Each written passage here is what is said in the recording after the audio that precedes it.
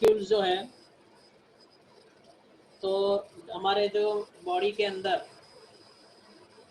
जितने भी मॉलिक्यूल्स हैं, वो जो बड़े बड़े मॉलिक्यूल्स, ठीक है, उसके बाद इस चैप्टर में करेंगे proteins, vitamins, amino acids, glucose, fructose, ऐसे ऐसे बायोलॉजिकल इंपॉर्टेंट मॉलिक्यूल जो हैं, उसमें सबसे पहले इन सबको आप जानते हो कि कॉमनली हम कहते हैं कार्बोहाइड्रेट्स, ग्लूकोज, फ्रुक्टोज को, सुक्रोज को। तो इस चैप्टर में मेनली हम जो पढ़ेंगे, वो पहला जो पोर्शन है वो कार्बोहाइड्रेट्स का। तो कार्बोहाइड्रेट्स किसको कहते हैं? तो कार्बोहाइड्रेट्स जनरली उसके अंदर कार्बन होता है, हाइड्रोजन होता है और ऑक्सीजन तो होता ही है। कार्बन होता है, हाइड्रोजन एंड ऑक्सीजन तो होता ही है जनरल। बट हियर ऑक्सीजन और हाइड्रोजन के बीच जो रेशियो होता है, हाइड्रोजन और ऑक्सीजन का जो रेशियो होता है, it is just like in water, 2:1 होता है। That's why they are called hydrates of carbon. इसी से उनका नाम पड़ा क्या? कार्बोहाइड्रेट्स। इसके एग्जाम्पल देख लेते हैं। अच्छा, उसमें कुछ एक्सेप्शंस भी है। जैसे इनका अगर जनरल फार्मूला देखें तो वाटर का फार्मूला फॉलो हो रहा है, तो CxH2O उनका जनरल फार्मूला है। बट कुछ मॉलिक्यूल्स ऐसे हैं जिसके अंदर ये फार्मूला प्रेजेंट नहीं है, जैसे रेमनोज में देख लो, यहाँ पे हाइड्रोजन और ऑक्सीजन का रेशियो 2:1 नहीं है, बट उसकी सारी प्रॉपर्टीज कार्बोहाइड्रेट को फॉलो करती है। बट कुछ मॉलिक्यूल ऐसे हैं जिसके अंदर 2:1 का फॉर्मूला फॉलो होता है। जैसे यहाँ पे समझ लो, ये देखो फॉर्माल्डिहाइड है, तो हाइड्रोजन कितने हमारे पास? 4 है, और ऑक्सीजन कितने? 2। तो H2O का जो रेशियो है वो फॉलो हो रहा है 2:1। But you know that formaldehyde not a carbohydrate. Same इसी तरह लैक्टिक एसिड, बिकॉज उसकी प्रॉपर्टीज जो है वो कार्बोहाइड्रेट को फॉलो नहीं करती। तो ये एक्सेप्शनल केसेस आपको याद रखना है। Carbohydrates are also called saccharides because sweet in taste, क्योंकि लैटिन लैंग्वेज में उसको कहते हैं सैकरीन, सैकेरॉन कहते हैं। और यहाँ पे भी हम कभी कभी वर्ड यूज करते हैं भी, इसमें सैकरीन डाला हुआ या फिर सैकेराइड्स डाला हुआ। सैकेराइड्स इज अ कॉमन नेम, और सैकरीन जो है वो जनरली लोग यूज करते हैं सैकरीन, स्वीट इन टेस्ट। उसमें से कार्बोहाइड्रेट का अगर क्लासिफिकेशन अगर हमें करना हो, तो classification of carbohydrate on the basis of hydrolysis of this molecules. उसका हाइड्रोलिसिस करेंगे, उसके प्रोडक्ट के हिसाब से हमने उसका क्लासिफिकेशन किया है। जैसे सबसे पहला है मोनोसैकेराइड्स। मोनोसैकेराइड जैसे सिंपलेस्ट मॉलिक्यूल है जिसका हाइड्रोलिसिस नहीं होगा। यानी अगर आपने कोई मोनोसैकेराइड ले लिया, जैसे यहाँ पे एग्जांपल दिया ग्लूकोज एंड फ्रुक्टोज, अगर आपने ग्लूकोज ले लिया तो उसका हाइड्रोलिसिस नहीं होगा, यानी हाइड्रोलिसिस के बाद उसमें कोई प्रोडक्ट नहीं मिलेगी, because they are simplest molecule. C2 to C10 उसके कार्बन एटम्स होते हैं, जनरल फॉर्मूला CnH2O है। ग्लूकोज, फ्रुक्टोज, ऐसे नेचुरल जो प्रोडक्ट्स है वो सारे। इसके जनरल प्रॉपर्टी और कुछ दी रखी है, देखो क्रिस्टलाइन है, वाटर सॉल्यूबल है, sweet in taste and sugars है। ये तो जानते ही हो आप शुगर्स, ग्लूकोज के बारे में, ये सारी प्रॉपर्टीज फॉलो होती है। अब आगे जाते हैं, तब जाके और समझ में आएगा। ऑलिगोसैकेराइड्स, ऑलिगोसैकेराइड्स यानी ऐसा एक मॉलिक्यूल ले लो, सपोज यहाँ पे एक ऐसा मॉलिक्यूल ले लो जिसका अगर हम हाइड्रोलिसिस करते हैं तो हमें 2 प्रोडक्ट्स मिलते हैं। ये दोनों प्रोडक्ट्स क्या होंगे? मोनोसैकेराइड, जो हमने ऊपर पढ़ा है मोनोसैकेराइड्स, वो होंगे। तो if you are getting 2 monosaccharides after the hydrolysis, then it is called disaccharides. Okay, same चीज यहाँ पे भी है, trisaccharides. If you are getting what 3 monosaccharides after the hydrolysis, then it is called trisaccharide. Example है raffinose and maltose. Next टेट्रासैकेराइड्स, उसी तरह चार monosaccharides मिलेंगे। तो कॉमनली हम कह सकते हैं it is a polysaccharide hydrolysed to many, that means starch, cellulose, glycogen, dextrins. Okay, तो that is called what? Polysaccharides. तो पॉलीसैकेराइड्स जो होते हैं, 4 से ऊपर वाले को पॉलीसैकेराइड्स कहते हैं, ठीक है। तो जो पॉलीसैकेराइड्स होते हैं वो क्या होते हैं? एमोर्फस, इनसॉल्युबल होते हैं, टेस्टलेस एंड नॉन शुगर्स होते हैं। तो आपको कभी डिफरेंस पूछ ले क्या मोनोसैकेराइड्स एंड पॉलीसैकेराइड्स के बीच का, तो ये 4 पॉइंट्स आप लिख सकते हो। अब नॉमेनक्लेचर देखते हैं। जैसे आपने नाम सुना भाई, ग्लूकोज, फ्रुक्टोज, मेलिट्रियोज, तो सबके पीछे क्या लग रहा है? ओज सफिक्स लग रहा है। ठीक है, ओज सफिक्स लग रहा है, तो दैट मीन्स इसका मतलब ये हुआ कि भाई ग्लूकोज का अगर कार्बोहाइड्रेट होंगे तो उसके पीछे हम IUPAC नॉमेनक्लेचर के हिसाब से ओज लगाएंगे। पर अब उसमें भी बहुत सारे कॉम्बिनेशन हम कर सकते हैं। अगर एल्डिहाइड होगा तो हम लगाएंगे aldose, अगर कीटोन होगा तो हम लगाएंगे क्या, ketose. Now according to number of carbon atoms, 2 carbon atom होंगे, 2 कार्बन एटम होंगे और एल्डिहाइड ग्रुप होगा, then it is called aldehyde. ठीक है, अल्डो हो गया, biose, aldo biose, 3 carbon atoms. और कीटोन होगा तो कीटो ट्रायोस, 6 कार्बन एटम होंगे। अगर उसमें भी एल्डिहाइड होगा तो आल्डो हेक्सोस, और यहाँ पे क्या होगा, keto hexoses. Now cyclic carbohydrates, cyclic carbohydrates 6 membered ring and 5 membered ring, 5 carbon atom होते हैं, 5 कार्बन एटम वाला कोई अगर मॉलिक्यूल होगा, ठीक है, तो 6 मेंबर रिंग कौन सा होगा, पायरेनोस। 5 मेंबर वाला जो रिंग होगा फ्यूरेनोस। तो बहुत सारे रिसर्च के बाद मालूम पड़ा कि जितने भी कार्बोहाइड्रेट्स होते हैं उनके अंदर मेनली इन 2 टाइप के स्ट्रक्चर होते हैं, बेसिक स्ट्रक्चर ये 2 टाइप के होते हैं, पायरेनोस एंड फ्यूरेनोस। ठीक है, इसका एग्जांपल देख लो तो ग्लूकोज, ग्लूकोज के अंदर पायरेनोस स्ट्रक्चर होता है, इसलिए उसको कहते हैं ग्लूकोपायरेनोस। फ्यूरान, फ्रुक्टोज के अंदर फ्यूरानोज होता है, इसलिए उसको कहते हैं फ्रुक्टोफ्यूरानोज।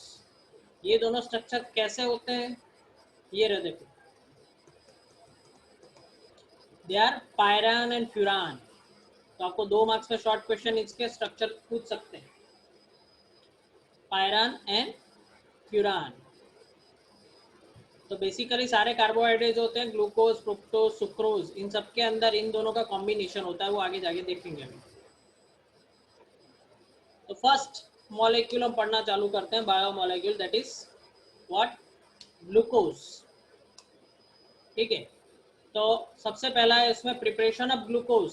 प्रिपरेशन ऑफ ग्लूकोज में सबसे पहले आएगा what, from cane sugar, from cane sugar. तो केन शुगर में से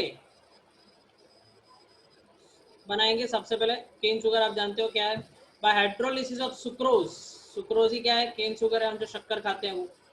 dilute HCl or H2SO4 in alcoholic solution, C12H2211 plus H2O gives H plus, hydrolysis करेंगे H plus में, H plus यानी थोड़ा सा एसिड डालेंगे, हाइड्रोलिसिस उससे फास्ट हो जाता है, तो हमें दो सब्सटेंस मिलेंगे, ग्लूकोज एंड फ्रुक्टोज। उसको हम एक्सेस अल्कोहल में अगर डिजोल्व करेंगे तो नीचे फिल्ट्रेट में हमें क्या मिलेगा, फ्रुक्टोज, और जो फिल्टर नहीं होगा यानी जो डिजोल्व नहीं होगा वो ग्लूकोज होगा। तो हम यहाँ पे इस तरह सेपरेशन दोनों का कर सकते हैं। फ्रॉम स्टार्च, ग्लूकोज और फ्रुक्टोज નો સ્ટ્રક્ચર સેમ જ છે हाँ मीन ये हमें खबर पड़ी है, थोड़ा नॉमिनल बहुत जो minor changes. Now from starch, six ना, मॉलिक्यूलर फॉर्मूला ग्लूकोज और फ्रुक्टोज के मॉलिक्यूलर फॉर्मूला सेम है और उनके स्ट्रक्चर फॉर्मूला डिफरेंट है, जो अभी अपन पढ़ेंगे। Now first of all from starch, by hydrolysis of starch with dilute H2SO4 at 398 Kelvin temperature, 2 to 3 bar pressure, starch का हम हाइड्रोलिसिस करते हैं in presence of somewhat acid, उसमें हमें क्या मिलेगा, ग्लूकोज। बस ये जो ग्लूकोज है वो प्योर नहीं है, इसलिए इसके अंदर हम डालेंगे प्योरिफिकेशन के लिए एक्सेस H2SO4 एंड CaCO3 डालेंगे।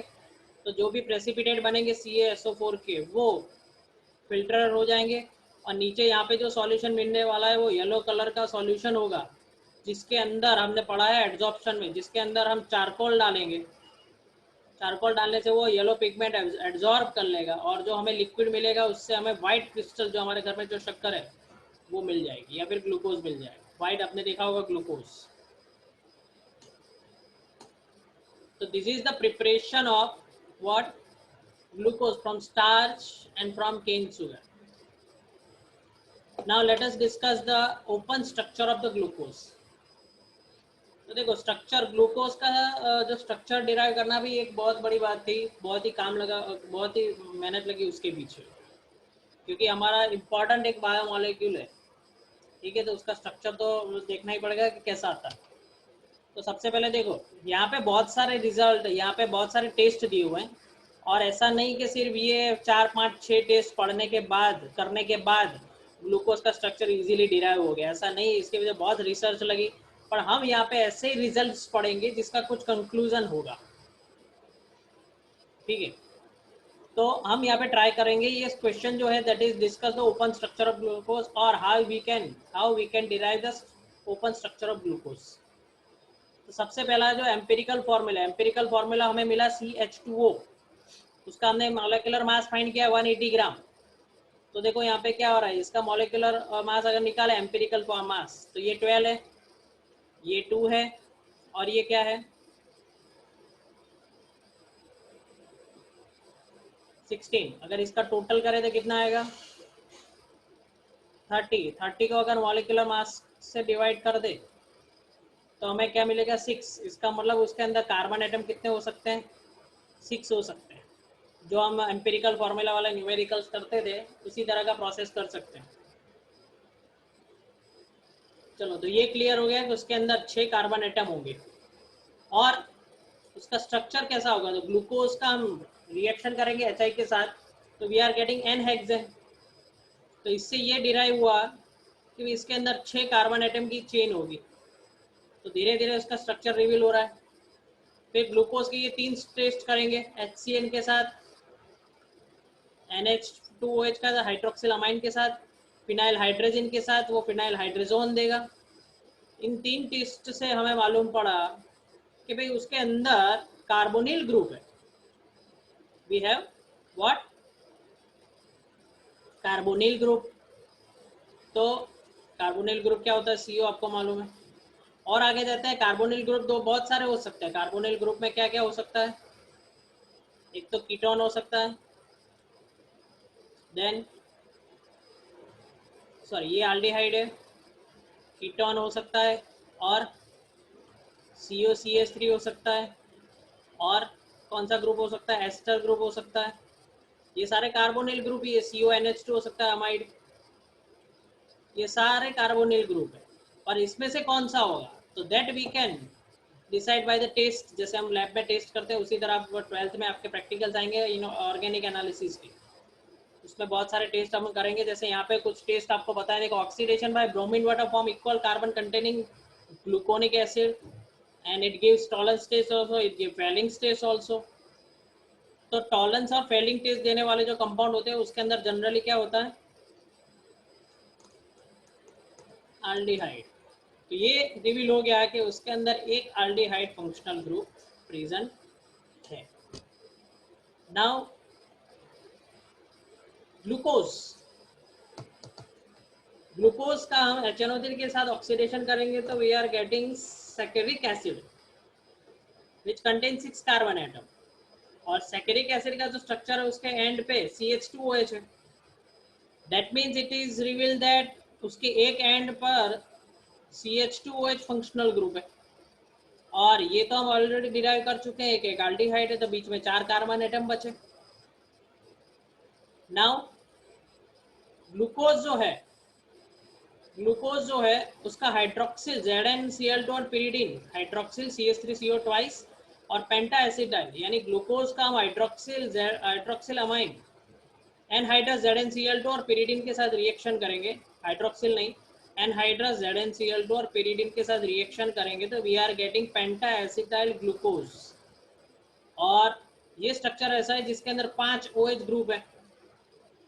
दैट मीन्स ये रिवील हुआ कि भाई ये जो ऊपर वाला स्ट्रक्चर जो है ग्लूकोज का उसके अंदर 5 OH ग्रुप हो सकते हैं। अब आप सोचो OH ग्रुप कहाँ पे हो सकते हैं, एक OH ग्रुप तो यहाँ पे आ गया, और यहाँ पे एक OH ग्रुप हो नहीं सकता। क्यों, क्योंकि एल्डिहाइड में क्या होता है, एल्डिहाइड का फंक्शनल ग्रुप अगर देखो तो ये इस तरह का होगा, C डबल बॉन्ड O, और ये H हो गया, और एक उसकी वैलेंसी दूसरे कार्बन के साथ है, तो एक एक्स्ट्रा वैलेंसी तो यहाँ पे आ नहीं सकती कि जहाँ पे हाइड्रोजन हो। तो इसका मतलब बाकी के 4 हाइड्रोजन यहीं पे होंगे, और ये 5वां हाइड्रोजन। तो इसका मतलब ये हुआ, देखो यहाँ पे मैंने लिखा हुआ है कि यहाँ पे CHO ग्रुप जो है एल्डिहाइड, उसके ऊपर एल्डिहाइड हाइड्रोजन होना पॉसिबल नहीं है। तो ये फाइनल हो गया कि भाई 5 OH ग्रुप जो है वो इस तरह होंगे, और यहाँ पे जो एक एक वैलेंसी बची है that is satisfied by hydrogen, that will be satisfied by hydrogen. तो फाइनली हमें ग्लूकोज का इस तरह का स्ट्रक्चर मिलेगा, CHOH CHOH CHOH CH2OH and CHO, CHO CHOH4 and CH2OH, इस तरह का स्ट्रक्चर हमें मिलने वाला है। ओके, तो ये फाइनली ग्लूकोज का ओपन स्ट्रक्चर, अब ओपन क्यों कहते हैं धीरे धीरे आपको समझ में आ जाएगा। तो ये फाइनली ग्लूकोज का ओपन स्ट्रक्चर डिराइव हो गया। अब जैसे कोई स्ट्रक्चर डिराइव हो जाता है तो फिर उसके रिएक्शंस चालू हो जाते हैं, उसके बारे में रिसर्च चालू हो जाती है। कुछ रिसर्च ऐसी होती है कि कोई रिजल्ट हमारे पास होते हैं पहले से, फिर ग्लूकोज का स्ट्रक्चर आने के बाद हम चेक करते हैं तो कुछ कंफ्यूजन क्रिएट होता है स्ट्रक्चर के बारे में। तो ग्लूकोज में भी ऐसा ही हुआ था। साइंटिस्ट एमिल फिशर ने एग्जैक्ट स्पेशियल अरेंजमेंट उसका दिया। स्पेशियल अरेंजमेंट यानी क्या, स्पेस के अंदर जो अरेंजमेंट होता है, 3 डायमेंशनल अरेंजमेंट, वो दिया था 1902 में, गॉट नोबेल प्राइज। तो उसने इस तरह का स्ट्रक्चर दिया था, स्पेशल अरेंजमेंट। स्पेस के अंदर अरेंजमेंट कैसी होती है, यहाँ पे मैंने मिरर लगा के रखा है, उसका मतलब आप समझ गए होंगे कि they are both mirror images. ये हम उसमें पढ़ चुके हैं SN1 SN2 में। तो ग्लूकोज है और क्या है यहाँ पे, ये है डी ग्लूकोज और ये एल ग्लूकोज। डी ग्लूकोज और एल ग्लूकोज किसको कहते हैं, तो देखो सेकेंड कार्बन, नीचे से सेकेंड लास्ट कार्बन के ऊपर अगर OH राइट हैंड साइड है, अगर OH राइट हैंड साइड है तो उसको क्या कहते हैं, डी ग्लूकोज। अगर OH लेफ्ट हैंड साइड है तो उसको क्या कहते हैं, एल ग्लूकोज। तो ये स्पेशल अरेंजमेंट के हिसाब से उसके टाइप है। मैं यहाँ पे लिखा हुआ देखो, if OH is on RHS side then on penultium carbon, that means second last carbon, so that is called D. On OH is on LHS then it is called L. तो D and L are what, हाँ ये भी हम पढ़ चुके हैं, enantiomers. मैंने आपको सिखाया था पहले ऑर्गेनिक में, that is called enantiomers. Enantiomers क्या होता है,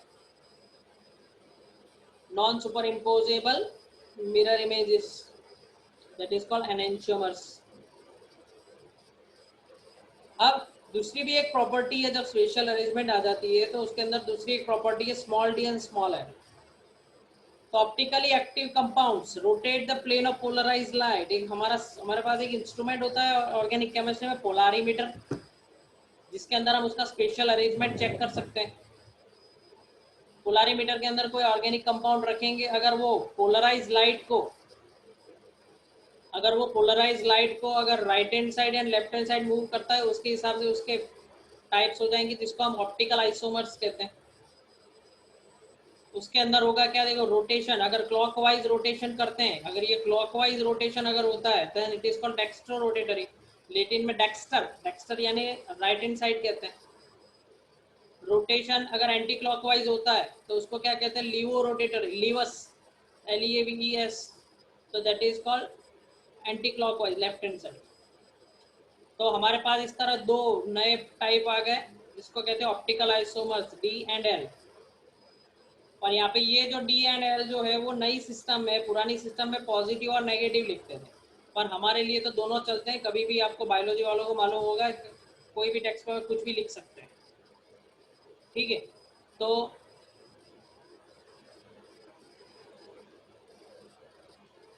ठीक है, तो ये जो चैप्टर जो है that is which one, biomolecules जो हम पढ़ रहे हैं। तो बायोमोलिक्यूल्स में हम ग्लूकोज, फ्रुक्टोज, इस सब का स्ट्रक्चर और सब कुछ देखेंगे, वो कैसे बनता है, क्या है, ठीक है। बहुत ही इंपॉर्टेंट चैप्टर है नीट वालों के लिए, बायोलॉजी वालों के लिए तो बहुत ही इंपॉर्टेंट है, और मैथ्स वालों के लिए कम इंपॉर्टेंट नहीं है, क्योंकि पास तो होना है, आपको मार्क्स लाने हैं।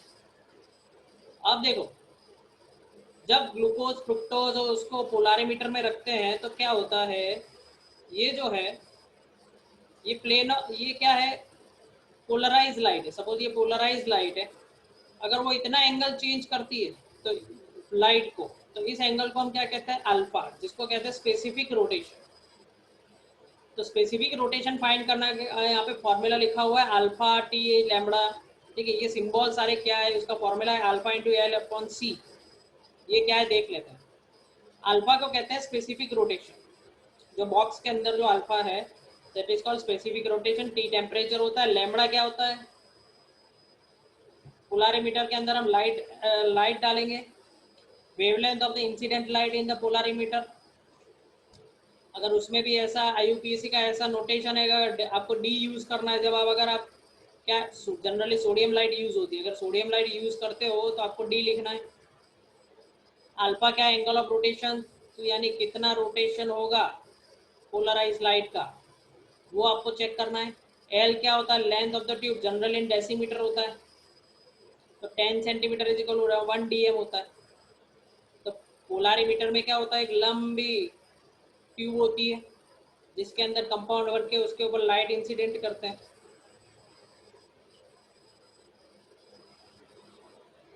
और सी क्या है, कॉन्सेंट्रेशन ऑफ द कंपाउंड, जिस कंपाउंड का हमें डिटेक्शन करना है उसका कॉन्सेंट्रेशन बना लेंगे।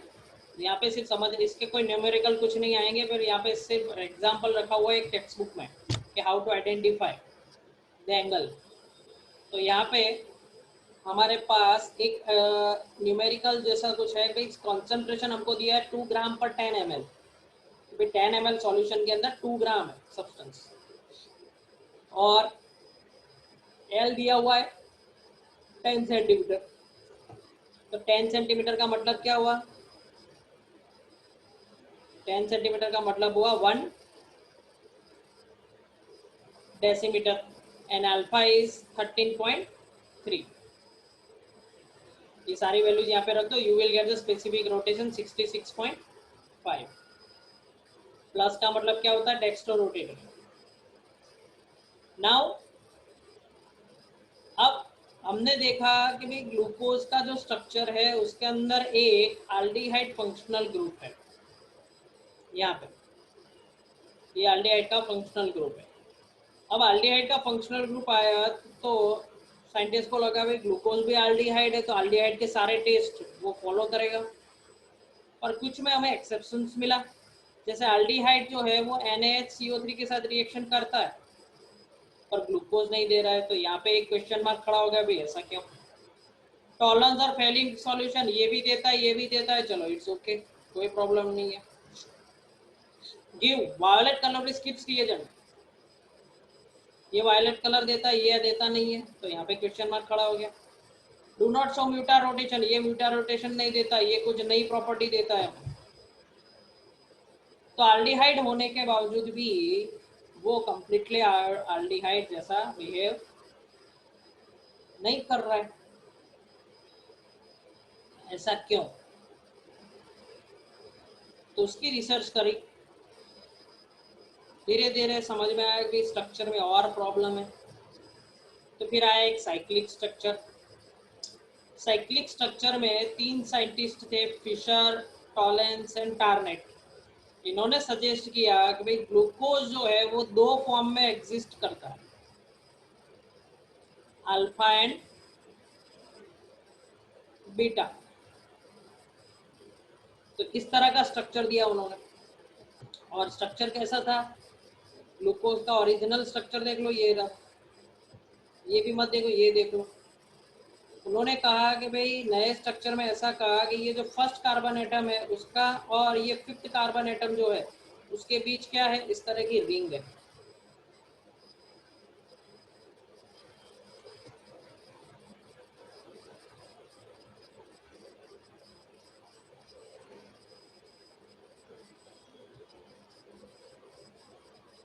तो ये रहा फर्स्ट कार्बन एटम और 5th कार्बन एटम के बीच इस तरह ऑक्सीजन का साइक्लिक स्ट्रक्चर बनेगा। और साइंटिस्ट ने फाइंड किया कि उनके पास 2 स्ट्रक्चर है, एक alpha glucose, alpha D glucose and beta D glucose. ये डी अलग चीज से है, डी आप जानते हो क्या है, OH की पोजीशन, और अल्फा और बीटा ये नया फाइंड किया है। वो कैसे देखो, यहाँ पे आप चेंज देख लो, ये H H, OH, OH, H, H, H, H, ये ऑक्सीजन यहाँ पे आ रहा है, ये भी ऑक्सीजन यहाँ पे आ रहा है, नीचे CH2OH है, नीचे CH2OH है, तो यू कैन सी तो ये चेंज कहाँ पर है, ये रहा चेंज। चेंज कहाँ पे दिख रहा है, ये रहा change. This is alpha and this is beta.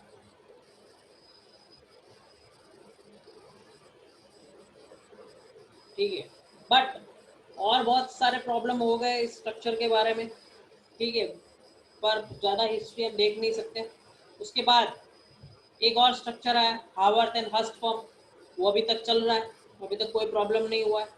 Haworth and Hirst form जो है उसका कंफर्मेशन बहुत सारे तरीके से हुआ है। Experimentally suggest that glucose contain 6 membered ring, जिसको कहते हैं पायरेनोज,